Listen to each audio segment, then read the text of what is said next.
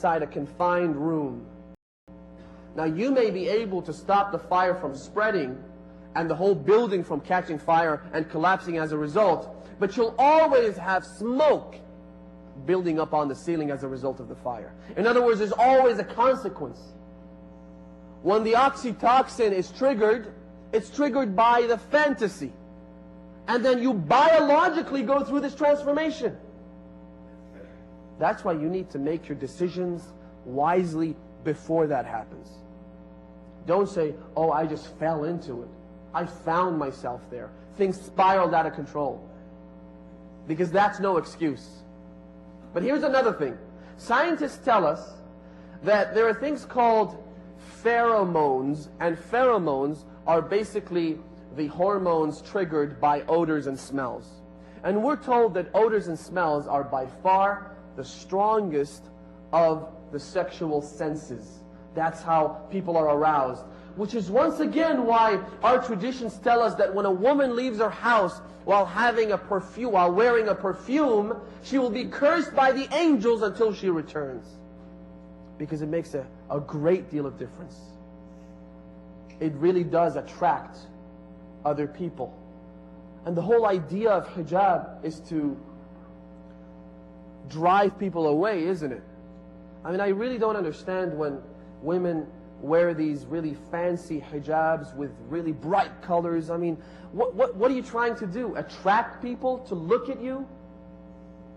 What's the idea here? Hijab is there so that people wouldn't look at you. And I equally don't understand it when women who do not wear hijab, women who do not adhere to the religion of Islam, they're sometimes insulted if somebody actually looks at them. I mean, do they go to the store and say, I want some clothes to wear so that people wouldn't look at me? The whole idea revolves around them looking attractive to other people, to the general public. And once again, that is the reason why in one tradition, the Prophet brings Ibn Maktoum, who, as you might know, was a blind man. He comes to his house, he notices his beloved daughter Fatima Zahra sitting there, and he says to her that I'm bringing Ibn Maktoum to the house. Fatima Zahra immediately stands up, she wears her full hijab and walks out of the room. The Prophet inquires and says, why did you do that? He's an old blind man. Listen to what she says. She says, yes, he is blind, but I'm not. وَهُوَ يَشُمُّ الرِّيحِ, and he has an escalated sense of smell, an elevated sense of smell. He can smell my odor, and I can see him. So therefore, I'm not going to sit here and just assume that nothing will happen. Oh, he's like a father to me. Whereas on the other hand, you have two wives of the Prophet going through the exact same position, the exact same scenario. They're sitting down, the Prophet walks in, and he says to them that I'm bringing Ibn Maktoum, and they just sit still. Probably waiting to see what he looks like or whatever. He walks in, the Prophet walks in, that is, they're sitting there. The Prophet says, aren't you going to go out or something? They said, no, he's blind. The Prophet said, أَوَعَمِيَاوَانِ أَنْتُمَا, are you two blind as well? He's blind, but you're not. So, pheromones, oxytocins. We tend to throw the blame on the chemistry, on the chemicals. But the fact of the matter is, we're making decisions. We need to be responsible for those decisions. The shaitan is out there, and all he wants to do is to deceive you and me.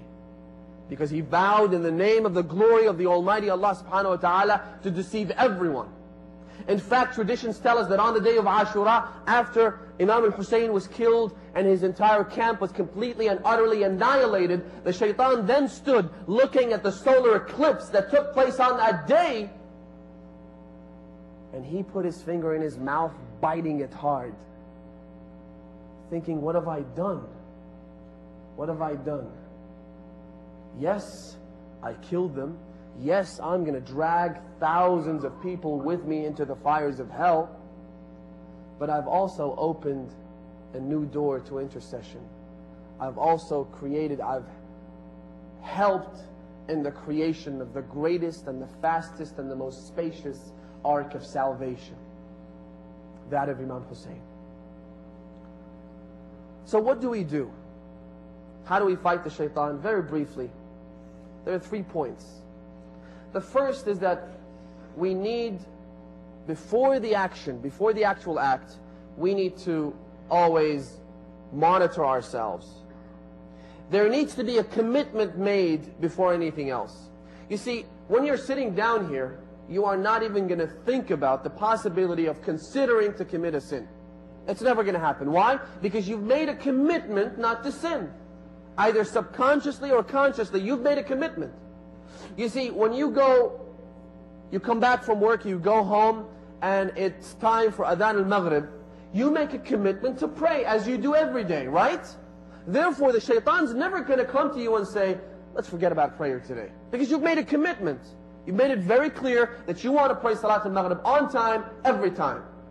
So he's never going to approach you. And that's one of the things about the shaitan that we need to know. In one tradition, the Imam tells us that إِنَّ الشَّيْطَانِ يُحِبُّ أَن يُطَاعَ فَإِذَا عُصِيَ وَلَّى. One of the qualities of the shaitan is that he loves to be obeyed. So if you choose to disobey him, he's going to leave you alone. He doesn't like people who disobey him. Disobey him. Do that consistently, one time after the other, and he'll leave you alone. It's as simple as that. The shaitan rides, as I said, the vessel of our pleasures and desires. He went to our grandfather Adam, and he told him, should I point you to 2 things? Listen, he emphasized the roots of all temptations and desires. He says, هل أدلك على ملك لا يبلى على شجرة الخلد وملك لا يبلى. Would you like me to show you the way to the tree of eternity and an authority that never fades away? The tree of authority, what's that about? That's about me. That's about my possessions, my clothes, my car, my house, my family, and everything that belongs to me. Shajaratul Khuld. It's also about Mulk la Yabla. It's also about Shajaratul Khuld, which talks about living an eternal life, avoiding death. And this is, once again, it's one of the roots of all pleasures and desires. If my heart fails, I fly straight over to the United States, to the most prestigious and the best medical institute that handles heart failures. If my eyes begin to have problems, I fly to Spain because I know that it's a country with great advances in the area of treating eyes. If something goes wrong with my body, if something goes wrong with my organs, I immediately try to rectify the problem. It's about that desire to live eternally. Even though Adam was not promised an eternal life just for the heck and the sake of an eternal life. He was promised an eternal life so that he would stay there and worship Allah subhanahu wa ta'ala. That was his intention. Poor thing. He wanted to worship Allah. And that's why he wanted to live eternally. But this is the base of all desires, isn't it? We all want to live. We all want to continue living. We want to have a healthy body that allows us to enjoy our life to the maximum full extent. وَمُلْكٍ لَا يَبْلَى. Everything that has to do with me. My possessions, my cars. I see someone else driving a car that looks like mine and I say, hey, that car looks like mine. Because it looks like something that I own. It looks like something that I possess. عَلَى شَجَرَةِ الْخُلْدِ وَمُلْكٍ لَا يَبْلَى. He rides the vessel of our desires and temptations. How do we fight him? Like I said, 1, you make a commitment. You don't exercise doubt. You see, one of the greatest problems of Umar ibn Sa'd, who led the army against Imam al-Hussein, and was the most miserable member of the army. He really was. Because he got nothing out of it. He got absolute zilch, as they say. Umar ibn Sa'd was promised a great block of land in Persia, in the land of Ray. He was promised, obviously he thought, if this entire army is going to get some sort of a reward, then I must get the biggest reward of all. That's why when he threw the first arrow towards the camp of Imam al-Hussein, he said, "Ishhadu li 'inda al-amir." Testify for me with the Amir. Tell him that I was the first to begin the war. I was the first to throw the arrow. He was looking for a great deal of reward, but he got absolutely nothing. Only 4 years after the martyrdom of Imam al-Hussein, he was slaughtered on his deathbed.